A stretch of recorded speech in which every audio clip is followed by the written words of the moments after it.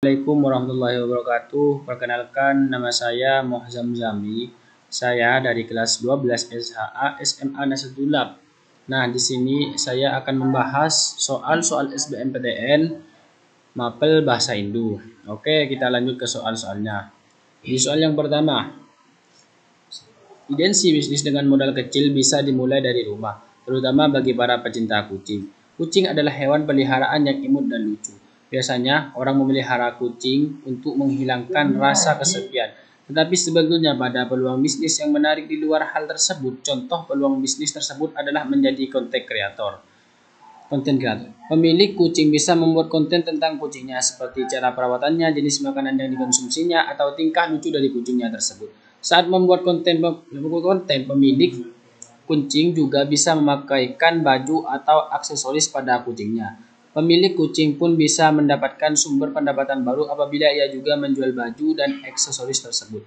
Jika tidak bisa memproduksi baju dan aksesoris kucing sendiri, pemilik kucing harus bisa menjadi produsen yang menjual barang-barang tersebut dengan harga murah, agar ia tetap mendapat keuntungan saat menjual kembali produknya.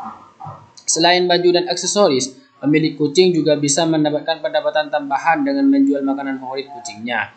Menjual makanan favorit kucing peliharaan juga bisa dilakukan dengan modal yang tidak besar. Dengan melakukan hal-hal tersebut, pecinta kucing dapat mendapatkan tanggapan baru, mendapatkan cuan sambil menjalani hal yang disenangi.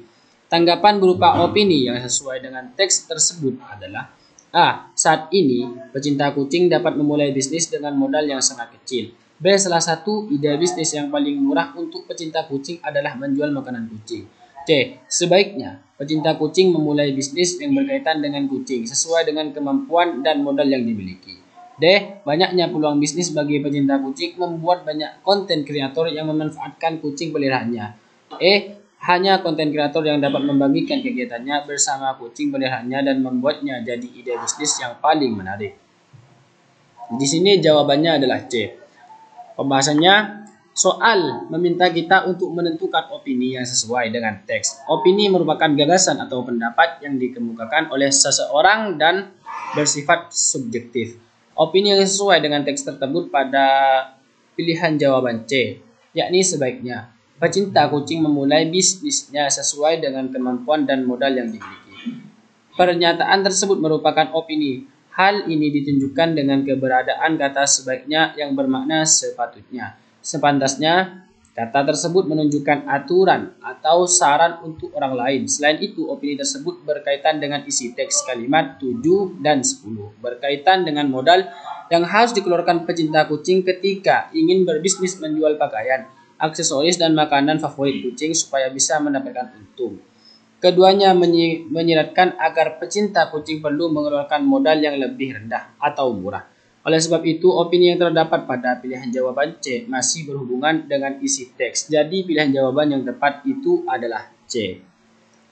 Pada soal yang kedua, pada 16 November 2010, angklung diakui sebagai warisan budaya dunia kategori tak benda oleh UNESCO. Namun, pelestarian angklung di Indonesia tentu menghadapi hambatan. Perkara klasik seperti tidak adanya regenerasi baik dari sisi seniman maupun perajin angklung masih menjadi masalah utama. Bahkan setelah lebih dari 10 tahun ditetapkan sebagai warisan budaya dunia, angklung tak banyak memiliki peminat dalam warisan generasi muda. Padahal perkembangan angklung di mancanegara justru menunjukkan kecenderungan positif. Angklung sedikitnya dimainkan di 131 negara, baik di sekolah maupun komunitas. Sebagai contoh, di Amerika Serikat, alat musik Sunda itu dimainkan di universitas dan Pennsylvania dan Hawaii. Melihat hal itu, ada paradoks yang nyata. Angklung diminta di negara lain tetapi ditinggalkan di negara asalnya. Oleh karena itu, regenerasi pemain angklung di Indonesia saat ini perlu menjadi perhatian dari semua pihak. Pembuatan program pelestarian angklung juga menjadi hal yang penting. Angklung mungkin harus dimasukkan ke dalam kurikulum sekolah dari jenjang dasar untuk menjaga kelestariannya.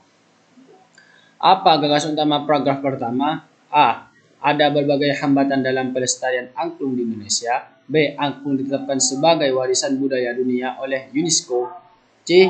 Angklung merupakan warisan budaya UNESCO yang sepi peminat. D. Angklung sulit dilestarikan meskipun sudah jadi warisan budaya dunia. E. Angklung ditetapkan sebagai warisan budaya dunia meskipun tak banyak diminati. Di sini jawabannya adalah D. Kita bahas. Gagasan utama disebut juga dengan ide pokok, yakni pokok bahasan dalam sebuah paragraf atau bacaan. Gagasan utama dapat terletak pada awal, tengah, akhir, ataupun menyebar pada seluruh kalimat dalam bacaan. Paragraf pertama pada bacaan dalam soal terdiri dari 4 kalimat. Kalimat 1 membahas diakuinya angklung sebagai warisan budaya dunia oleh UNESCO. Kalimat kedua memberikan informasi yang bertentangan dengan kalimat pertama pada kalimat kedua. Disebutkan bahwa ada banyak hambatan dalam melestarikan angklung. Sementara itu, kalimat ketiga memberikan informasi tambahan untuk mendukung kalimat 2. Kalimat tersebut menyebutkan alasan sulitnya pelestarian angklung, yakni tidak adanya regenerasi. Informasi tersebut didukung oleh kalimat 4 yang menyebutkan bahwa hingga saat ini angklung masih jarang diminati oleh generasi muda.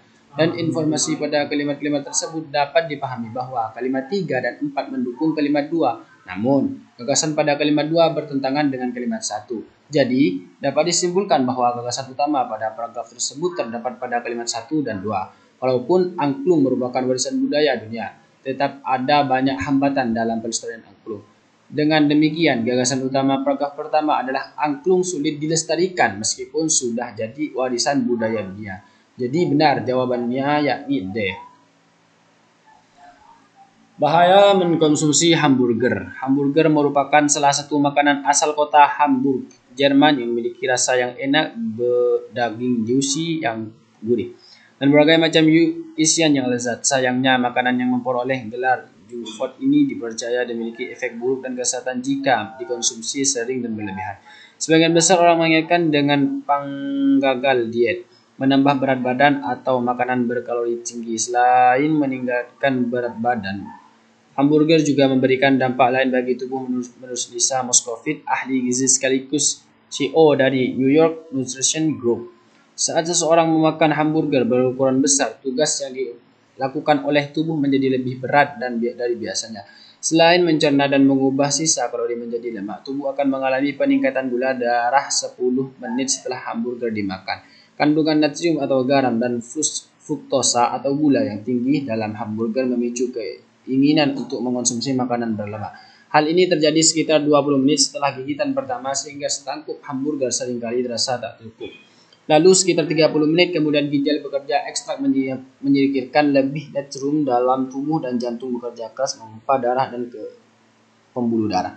Karena energi tubuh sudah digunakan untuk mencerna sebuah hamburger, tak heran bila seoperasi hamburger yang mengandung sekitar 540 kalori hanya bisa membuat seseorang merasa kenyang selama 40 menit hingga 1 jam.